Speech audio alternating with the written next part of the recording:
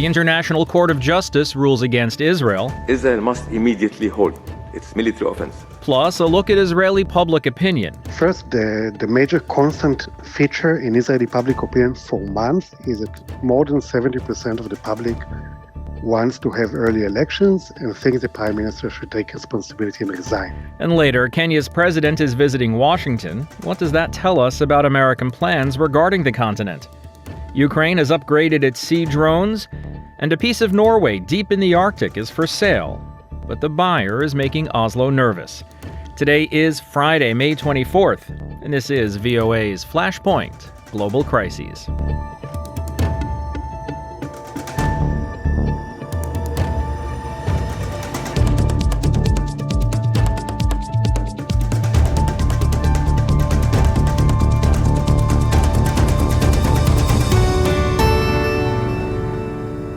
Good evening, I'm Steve Karish in Washington. The developing story up top today, judges at the International Court of Justice on Friday have ordered Israel to halt its military assault on the southern Gaza city of Rafah. Nawaf Salam is the presiding judge. The court considers that, in conformity with its obligations under the Genocide Convention, Israel must immediately halt its military offensive and any other action in the Rafah governorate which may inflict on the Palestinian group in Gaza conditions of life that could bring about its physical destruction in whole or in part. The court has also ordered Israel to open the Rafah crossing between Egypt and Gaza to allow in humanitarian aid and said it must provide access for investigators. As of this recording, there has been no official reaction from the Israeli government. The order was adopted by a panel of 15 judges from around the world in a 13-2 vote, opposed only by judges from Uganda and from Israel itself. We'll find out what moved the Israeli government to reopen negotiations with Hamas in just a moment. First, though, some devastating news from the Indo-Pacific. As you can see, this is destruction, natural catastrophe that took place last night at 3 o'clock a.m. in the morning. Everyone were fast asleep, not knowing that anything could take place, and they were fast asleep, and all of a sudden natural catastrophe took place, and the place was covered by rocks, as you can see there. And from the information that I acquired from the people on the ground, they've just said that more than 300 lives have confirmed covered by the debris and rocks here right now. As you can see right at the back, people are crying and yawning, and people are very mourning for the lives that have been lost.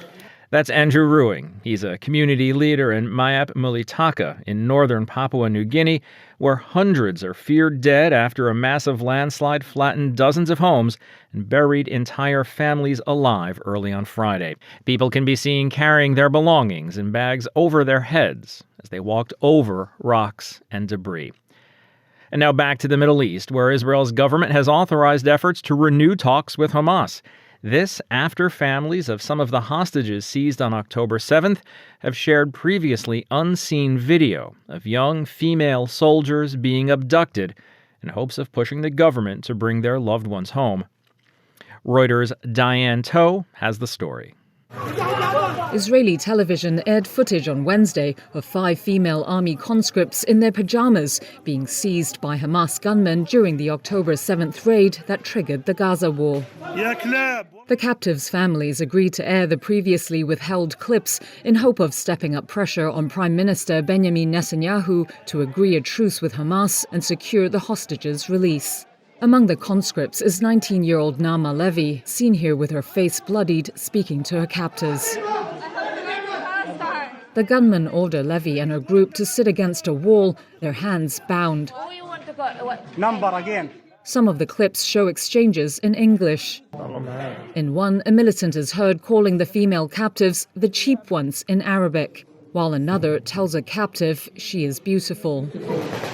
The young women are later shown being bundled into jeeps and taken away. Very hard emotionally. Levy's brother Amit told Reuters the videos were tough to watch. But I also, watching my little sister handle such an inhuman situation in such a way, she really looks like a superhero to me. And it also gives me and my whole family strength to see her this way, to see the other girls this way. But I know that her time is running out, and a deal needs to happen soon. He and relatives of other hostages travelled to London, where they showed Britain's Deputy Prime Minister the video and lobbied for support to bring home their loved ones. It feels like more than ever things are getting a bit further away. The world forgets. Also, maybe the Israeli government needs a reminder of what's the most important thing right now. Levy is part of the Hostages Families Forum, which represents relatives of the 124 people, mostly civilians, believed to still be held by Hamas. The group said the footage came from body cams worn by gunmen who attacked the army base in southern Israel, where the women served as surveillance spotters. In a statement, it said, quote, "The Israeli government must not waste another moment. It must return to the negotiating table today." Within hours of its release, Netanyahu's security cabinet convened and authorized an effort to renew the talks, according to an Israeli official. The government also saw the release of the video as an opportunity to shore up support. A spokesperson told reporters, quote, "Watch the film, support Israel in bringing our people home." Hamas called it a bid to manipulate public opinion and said the female soldiers were treated according to the ethics of their resistance. Israel's foreign ministry said it would show the video to the ambassadors of Ireland, Norway and Spain. The ministry had summoned them to protest their government's plans to recognize a Palestinian state. That's Diane Toe of Reuters reporting for us. And as we've heard earlier, the ICJ ruled against Israel earlier on Friday. The prosecutor at the ICC wants to arrest Israel's prime minister and defense minister. And 3 more European countries will recognize a Palestinian state over Tel Aviv and Washington's objections. So in a week where Israel appears to be facing near global condemnation, what does the Israeli public think? To find out, I spoke with Nimrod Goren. He's a senior fellow for Israeli affairs at the Middle East Institute.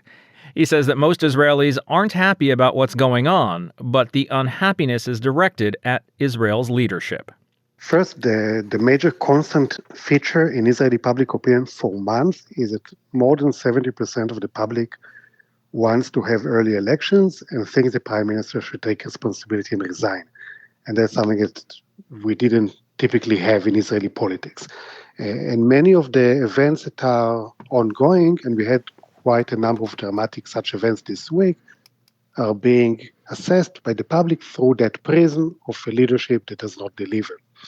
And one of the things that were evident this week is that the leadership does not deliver only on achieving the war objectives, but also on issues relating to diplomacy and Israel's global standing, which really suffered a blow. The decision this week was something that Israelis could not really understand how it could be that Hamas leaders and the prime minister and the minister of defense are all mentioned in the same package with all their arrest warrants. Is so far away from how Israel perceives their positions, their status, the prime minister, even if objecting to him politically. So it was incomprehensive by the vast majority of the Israeli public. And would you say it's a similar feeling to the statement from the 3 European countries recognizing the Palestinian state? Yes, but on a different intensity. I think the practical meaning of the ICC decision, and today we have another discussion with the ICJ, so all these international legal aspects bring Israel into some sort of a new territory with consequences that could have implications not only on those who are currently maybe being issued the warrants, but also on others, maybe some of the people fighting today in Rafah. We don't know. On the recognition of the Palestinian state, that's something that is more familiar. After all, there are more than around 140 countries that have already recognized the Palestinian state, including some countries in Europe. So it's not totally new. It's seen mostly a symbolic step that represents how the international community views the end game of the war in Gaza and the conflict with the Palestinians. It doesn't have much practical aspects, but it does cause tensions and shows the difference between the Israeli position, these the official ones, and growing consensus within the international community. So going back to what you said earlier about how Israelis are viewing what's going on through the prism of a displeasure with the Netanyahu government, are you saying that there are Israelis who are blaming this international condemnation on Netanyahu for doing the wrong things, instead of viewing the international condemnation as sort of an anti-Israel, anti-Semitic sentiment in the world? I think for many Israelis it will be both. So, of course, when you talk about 70% of Israelis, you have within that all kind of ideological positions and different motivations. Some are ideologically opposed to the way of Netanyahu. Some are within his political camp but think he's too soft on the Palestinians. So there's really a big variety. There is a very significant part of Israelis that view all these international actions as inherent anti-Israeli positions or anti-Semitism, or each one will call it something different. But the fact that the Israel leadership has not managed this almost 8 months of a war in a way that reached the objectives, the war is prolonging, international support is going down, American pressure is increasing, tensions with allies is on the rise, it seems like the leadership is not navigating this whole situation into the best place for Israel's national security. And you have military officials, Israeli ones, going on record saying that the lack of strategy for a day after the war or lack of diplomatic planning basically enables or leads the IDF, the Israeli military, to lose all of those achievements that it got on the battlefield over the last month, and it needs to go back and back again to the same places in Gaza and fight again without really making something new come out of it in terms of new regional realities, new governance in Gaza, etc. So what happens next? The Israeli parliament came back this week from its recess and will be working for the next 2+ months. And I think what happens next will be movements within the Israeli political space towards early elections. We already heard Benny Gantz, who is leading a centrist party that is in opposition to Netanyahu, but part of the war cabinet, that threatens that if within 3 weeks Netanyahu will not change his policy, will not adopt a different strategy for ending the war, then his party will pull out and resign. And that could spark some chain reaction that eventually what Israelis want to see is by end of July, when the Knesset goes to another recess, that early elections will be called. And I think that's where change can come from, because this type or another of international pressure can move Netanyahu quite on symbolic or small-scale issues. The big picture is that the current Israeli coalition, which is a far-right one, is not interested in ending this war or in making progress towards a two-state solution, even if the American administration is putting an offer in return for normalization with Saudi Arabia, which is something that Israel wants for decades. And in order to change that, you need a different type of coalition, and you get that through elections. So it's becoming a domestic political issue, and the sense of urgency for change is becoming more evident, I think, to more and more people. Nimrod Gorn is a senior fellow for Israeli affairs at the Middle East Institute. Mr. Gorn, thank you for your analysis on the subject. Thank you very much. Meanwhile, in the United States, President Joe Biden hosted Kenyan President William Ruto for a state dinner. But more importantly, Biden announced that he would make Kenya a major non-NATO ally. The move signals the shifting of U.S. security cooperation to East Africa, just as U.S. troops prepare to depart Niger.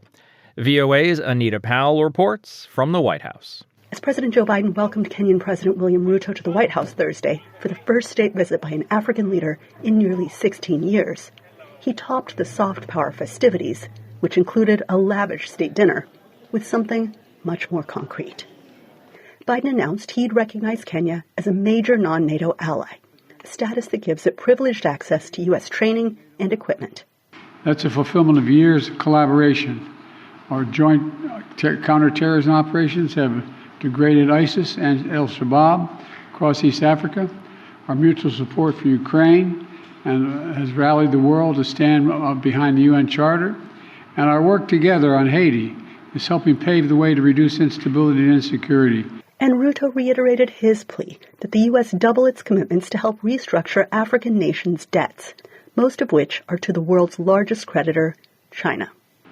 Unless this is done, and done immediately, the values of freedom, democracy, and the rule of law are in great jeopardy. Analysts say Kenya's spotty human rights record, as documented by the U.S. State Department, raises concerns about how it will use its new privileged status. Michael Walsh is a senior fellow in the Africa program at the Foreign Policy Research Institute and a visiting scholar at the Center for Middle Eastern Studies at the University of California, Berkeley. Kenya has serious issues with things like extrajudicial killings and enforced disappearances and torture and cruel and inhumane and other forms of degrading punishment by government or on behalf of the government. And this is by the security forces. So there's going to be concerns that that part of the strategy is being abandoned, that the U.S. is no longer putting such a priority on democracy promotion in Africa, and the U.S. is really retrenching towards the security side of the security democracy paradigm. Ruto also ironed out a number of other agreements during his day-long deliberations in Washington and discussed Kenya's delayed plans to send 1,000 security officers to the Caribbean nation of Haiti. The initiative, toward which the U.S. has pledged $300 million, faces stiff political and legal challenges in Kenya, and it's been delayed by political turmoil in Haiti. Ruto, who said he was looking forward to the deployment of forces to Haiti, did not give a date. Anita Powell, VOA News, the White House.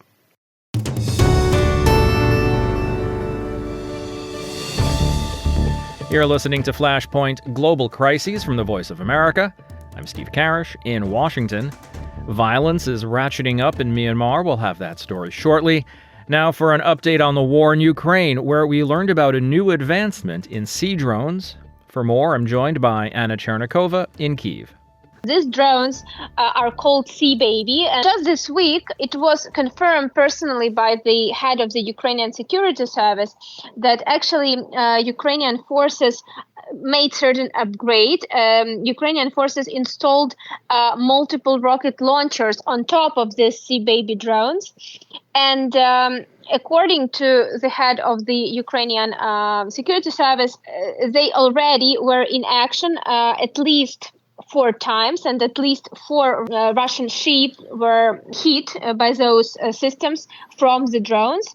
And basically, thanks to these drones, Ukrainian army managed to create a lot of trouble for the Russian Black Sea fleet. So enhanced sea drones in the Black Sea, that's going to be in the south of Ukraine. It's a different story in the east and in the north. Can you tell us what's happening there? At this point, what we see that a situation in the eastern front line, we're talking here about Donetsk region mainly, it remains tough. However, the hottest spot is still in the Kharkiv region, which is east-north. And Russian forces continue to basically, what they're doing is they continue to create this buffer zone on the territory of Ukraine. At least this is how it looks. Russian forces continue the shelling of the city of Kharkiv and the surroundings, the area next to the city and close to the Russian border. Also, there is a danger for Sumy region, also on the border with Russia. And according to President Zelensky and also according to Ukrainian military, a lot of action is happening there as well, particularly the shelling of the territory. And also it was just announced a couple of days ago that intensified fortification construction is ongoing because Sumy region can also basically can repeat the destiny of Kharkiv region, because if Russian forces have this goal of creating a buffer zone, then it would be quite logical that they will try to also use Sumy region for this purpose. It's VOA's Anna Chernikova in Kyiv. Anna, as always, thanks so much for your time today. Thank you, Steve. On Friday, the United Nations Human Rights Office warned there's a risk of a serious rise in violence in Myanmar's Rakhine state, where it received frightening and disturbing reports of the killing of Rohingya people and burning of their property. Elizabeth Throssell is the spokesperson for the UN Office of the High Commissioner for Human Rights, or the OHCHR. We are receiving frightening and disturbing reports from northern Rakhine State in Myanmar of the impacts of the conflict on civilian lives and property. Some of the most serious allegations concern incidents of killing of Rohingya civilians and the burning of their property. Tens of thousands of civilians have been displaced in recent days by the fighting in Butidong and Mangdao townships. An estimated 45,000 Rohingya have reportedly fled to an area on the Naf River near the border with Bangladesh, seeking protection. The Rohingya have faced persecution in Buddhist-majority Myanmar for decades. After escaping a military-led crackdown in 2017, nearly 1 million have crammed into refugee camps in Bangladesh's border district of Cox's Bazar. Land in the northern Norwegian islands of Svalbard is being auctioned off by its owner, with strong interest from Chinese buyers. Such a sale would likely cause geopolitical headaches for Norway and NATO because of Svalbard's strategic location in the Arctic Ocean. Henry Wilkins has the story. The archipelago of Svalbard lies about 650 kilometres off the Norwegian mainland in a geopolitical hotspot in the high Arctic. An international treaty gives Svalbard an unusual legal structure that bans most military activity, but in recent years that hasn't stopped countries, particularly Russia and Norway, from pursuing strategic aims. Now China may enter the mix. That's because in early May, a private owner put a 60 square kilometre stretch of land on the market for $326 million. And a lawyer in charge of the sale, Per Killingstad, says there is a concrete interest from Chinese buyers. Analysts say Norway would not support the sale to a Chinese buyer. Norway has said the sale requires its approval. Killingstad denies that. This is not correct, 100% not correct. Got a legal opinion prior to some time ago, also from one of the largest law firms in Oslo on this, and it's absolutely clear. The Norwegian Minister of Trade, Industry and Fisheries told VOA in a statement via email, "We do not agree with the lawyer responsible for the sale. There is also no permission to initiate negotiations regarding the transfer of the property without the consent from the Ministry of Trade, Industry and Fisheries." Kylingstad says he is pushing ahead with the auction. One analyst told VOA why the Norwegian government might be looking to intervene in the sale.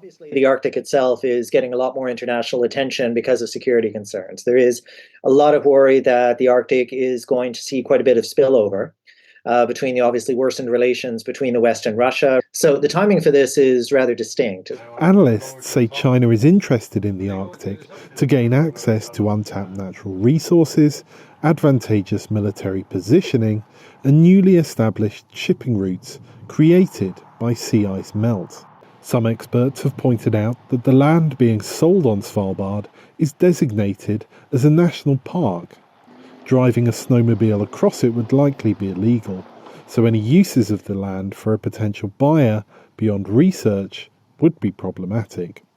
But Kylingstad says buyers are focused on the long-term benefits of owning the land. They are looking at this in a long-term horizon to get a foothold in the Arctic, and are not necessarily looking into what they can do up there during the next 5, 10, 15, 20 years, maybe 30 years, 50 years, maybe 100 years, because this is the only opportunity you would have to acquire land in the so-called high Arctic. Kylingstad said the seller, which local media say is a company owned by a Russian-born Norwegian, was not concerned about selling to countries like China, which have poor human rights records.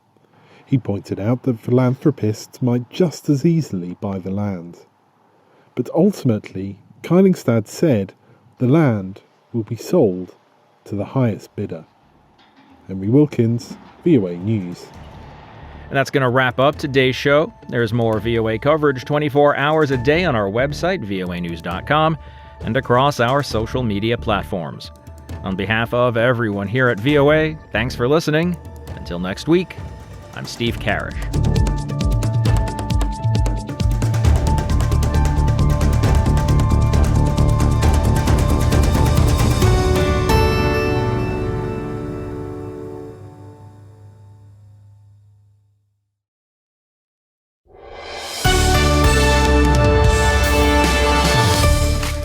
For deeper dives and expert analysis, listen to VOA Podcasts. Issues in the News explores the biggest stories every weekend, while International Edition keeps you informed every weekday. Plus, with the 5-minute newscast at the top of every hour, you're always up to date.